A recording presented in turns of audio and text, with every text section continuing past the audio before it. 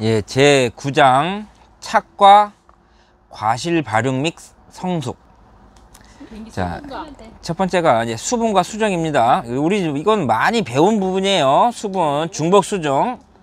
자, 정핵과 난핵이 만나서 배 2N, 정핵과 극핵이 만나서 배유 3N. 자, 주피. 배주의 외피인데요. 이게 이제 종피를 발달하고 나중에 이게 종자로 되는 겁니다. 자, 거의 대부분의 과수는 타가수분을 하는데 아까 자가수분을 하는 게 하나 있다고 그랬어요. 예, 포도. 그래서 뭐가 필요 없느냐? 수분수가 필요 없는 게 바로 포도입니다. 뭐 자가 불합성, 자웅 이주, 암수 땅고루, 암놈이 있고 순놈이 있는 거, 그런 것들이 이제 감, 참대 이런 거고, 자웅 동주, 밤, 호두, 암수 한 그루, 자웅 이숙. 그러니까 자웅 이숙이란 뭐냐면 암술과 수술이 다른 시기에 성숙하는 거예요. 시기적으로 자가수분 할 수가 없죠. 그렇게 되니까 타가수분 하게 되는 거죠. 열매 속기, 일명 적과라고 하죠. 이제 여기는 이제 꽃봉오리 속기, 꽃 속기, 또 여기 송이 속기와 알 속기는 포도에 해당되고요. 열매 속기를 왜 하느냐? 그 목적은 무엇이냐? 과잉 착과에 의한 가지 무게 경감. 너무 많이 달리면 이제 가지가 찢어지는 경우가 있기 때문에, 또 과실 비대 촉진. 너무 많이 달리면 과실이 크지를 않아요. 영양분이 너무 많이 이게 퍼져가지고. 그래서 이런 적과를 해야 되는 거고요. 또 품질과 착색 증진, 또 유목기 수관 확대 촉진, 또 규격과 생산. 어느 정도 규격에 맞는 과실을 수확을 해야지만이 상품성이 있기 때문에. 또 해거리 방지.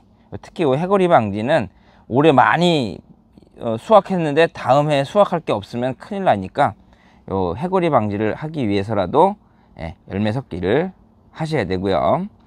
열매 섞기의 시기라기보다는 이제 요거 남은 과실과 수채의 생장에 유리하며 꽃눈 분화나 다음의 결실을 좋게 한다. 열매 섞기를 하면은요, 또 7월 이후에 열매 섞기는 효과를 거의 기대할 수 없다.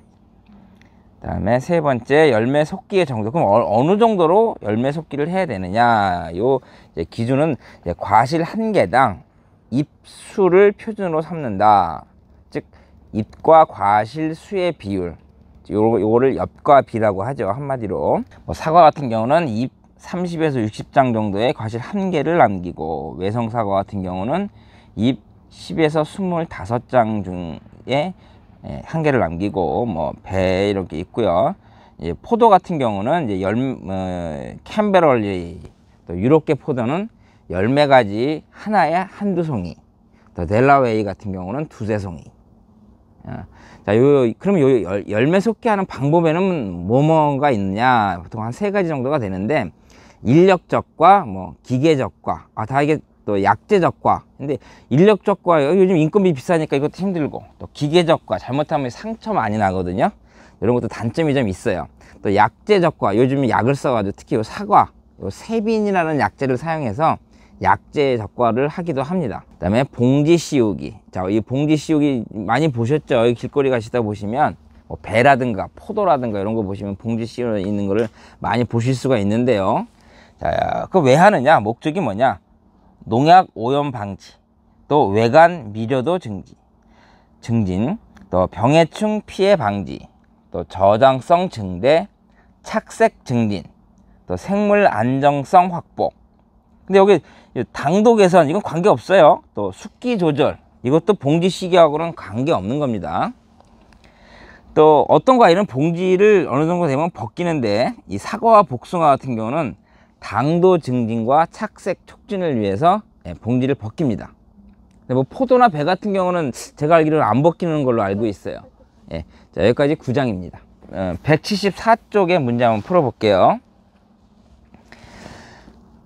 자, 1번 수분수가 갖추어야 할 구비 조건. 주 품종과 화합성이 높을 것. 당연하죠. 수세가 왕성할 것. 제가 아니라고 그랬어요. 건전한 꽃가루가 많을 것, 주 품종과 개화기가 일치하거나 다소 빠를 것. 두 번째, 열매 속기의 기준이 되는 것, 잎과 과실수의 비율, 일명 엽과 비. 또 3번, 수분 수정이 이루어지지 않으면 결실하지 않는 과실, 대표적인 게 핵과류, 복숭아. 예, 이렇게 되는 거죠. 그다음에 과실의 봉지 씌우기 효과가 아닌 것. 뭐 착색 증진, 병충해, 당도 증진. 아니라는 게 뭐 있었죠? 예, 당도 증진은 아니에요. 봉기 씌기와 관계없어요. 봉기 씌운다고 당도가 증진하거나 그런 건 아니고요. 예. 과실이 자라면서 나타나는 현상에 대한 것으로 맞는 것. 설명으로 맞는 것. 과실은 열매 섞기 정도가 약할수록 크게 자란다. 예. 정도가 약할수록, 강할수록 크게 자라겠죠. 예, 과실의 종자수가 많을수록 크게 자란다. 요거 맞습니다. 요거 2번이 답이고요. 예, 과실의 비대는 대부분 성숙 후까지 계속된다. 성숙하면 더 이상 비대하지는 않죠. 끝납니다. 예, 과술 성숙기에는 당분이 급격히 변화한다. 예, 이것도 변하지 않아요. 어느 정도. 자, 이 과실의 종자수가 많을수록 크게 자란다. 요거를 제가 예를 들어서 설명을 해드리면, 어떤 사과를 보면 동그랗지가 않고 한쪽이 이렇게 약간 한쪽이 기울어지고 이쪽 부분은 좀 볼록하고 이렇게 된 이쪽에 좀 작은 부분이 있을 그런 사과 보셨을 거예요. 요 안을 딱 살펴보시면 예, 지금처럼 이렇게 이쁘장한 사과가 있으면 요거는 요 안에 종자가 골고루 있는 거예요. 근데 요 한쪽 부분이 이렇게 찌그러지고 좀 작은 것들이 있어요. 요 사과를 딱 까보시면 사과는 5심실이 있는데 심실당 종자가 2개씩 들었어요. 그래서 사과 배 같은 경우는 종자가 총 10개가 들어야 정상인데 요 작은 부분에 딱 짜게서 보시면 종자가 없어요. 그런 경우가 있어요. 그러면 과실이 비대해지지 않아요. 자, 이렇게 해서 9장을 끝내겠습니다.